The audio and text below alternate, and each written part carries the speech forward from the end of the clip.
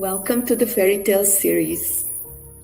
In this first video, I am going to show you why it's not possible that dog evolved from a wolf. And then I'm going to let you play with the possibilities of what actually took place until more is revealed in videos to come. And I do promise you that if you love dogs and you love wolves, you will love the revelations. First point is that we have to understand the difference between tame and domestic. Wild animals can be tamed, but only a domestic animal gives birth to a tame offspring. Sit with that for a second. What does it mean? You can tame an individual wild animal, but that animal will give birth to wild offspring that would each have to be individually tamed as well. So a wolf pup, in order to grow up tame, must be taken from the mother and imprinted with human care no later than when it's 2, maximum 3 weeks old. Other than that, you have missed the window. A dog, on the other hand, can grow up with no human contact whatsoever in a totally feral population and is still perfectly capable of falling in love with a kind human being and then being his best friend until the end of time. That is a domestic animal. With the wolf sanctuaries and breeding programs that we have today, ask yourself, who has ever succeeded in creating a domestic wolf? No one. But somehow, we should believe that the prehistoric humans succeeded. Without fences, leashes, kennels, any kind of equipment. And with what motivation? Because if you have ever tried to train a wolf, try to train him to respond to even a single command, you would know that they do not.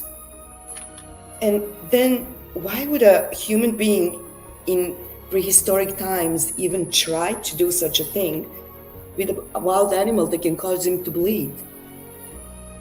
It's not like he could have called an ambulance and get himself patched up. So do you see that it would require a magic wand to make that happen? Now, the second point of, we should say, impossibility is the question of the physical form. A wolf never changes its form. I have volunteered in an animal shelter for years. Do you know how they determined when a dog comes in and it's suspected that it's a wolf hybrid, that it is? By the way it looks. The more wolf in a dog, the more like a wolf it looks. So, ever wonder how come generations of feral dogs don't start looking more like wolves if that is their origin? Because it's not. The unchanging wolf form will never give birth to a floppy-eared pup. You will never see a wolf mother walking around being followed by floppy-eared pups. It just does not happen. So while we are speaking on the subject of form and difference between the dog and a wolf, I want you to take a moment to appreciate the extreme plasticity of the dog form. We have morphed the dogs into teacup poodles, into Irish wolfhounds, into Great Danes, into poolies, and everything in between. Meanwhile, a wolf remains unchanged. Notice the total opposites, right? Such total opposites never turn into one another. Rigid form does not suddenly become totally plastic, not even over time.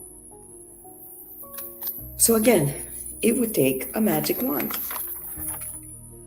Now, I already know that someone is itching to point out Belyaev's fox experiment. So for those of you who don't know, those were the foxes who were being raised for their fur.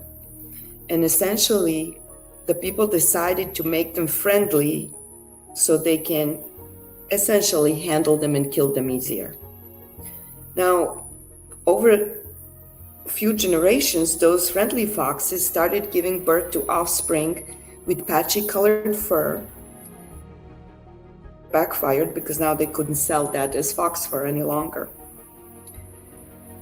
So, what did that experiment actually show? It showed that under the pressure of taming effort, foxes changed their form. What we don't know is whether that would have been a permanent or a temporary change, because we don't know what would happen if they were released and the next few generations grew up in the wild. Would they go back to looking like regular foxes or not? We do not know that. But we know, for example, that that is precisely what happens with pigs. If you allow domestic pigs to become feral, within a generation or two, they already start looking like wild pigs, wild boars, and they start becoming aggressive, their hair grows.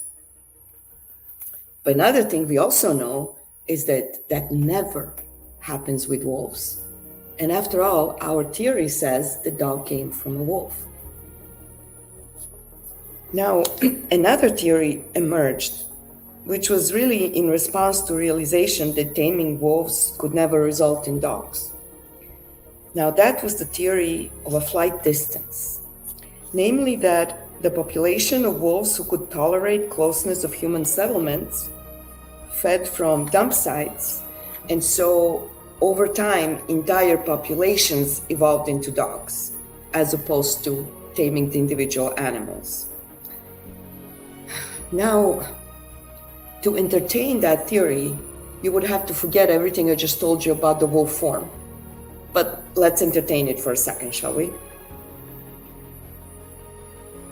Where does that theory fall apart?